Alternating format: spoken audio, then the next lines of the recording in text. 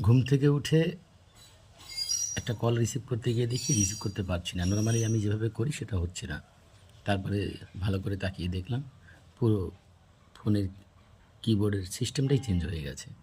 তো একটু টেনশন হলো। কথা বলার পরে রেখে দিয়ে একজনকে ফোন করলাম, সেও একই কথা বলল। পরে দেখলাম খোঁজ নিয়ে যে সবারই একই অবস্থা। বর্তমান যুগ তো খুব সচেতন থাকতে হয়, কারণ ফোনের মধ্যেই আমাদের সমস্ত তথ্য প্রায় থাকে। তাই একটু টেনশান, একটু ঘাবড়ে যাওয়ার ব্যাপার থেকেই যায়, কারণ আদৌ ফোনটা হ্যাক হয়ে গেল কি না। তারপরে একটু ভালো করে খোঁজ নিয়ে দেখলাম যে না, সেরকম কোনো কারণ নেই। কেউ ঘাবড়াবেন না।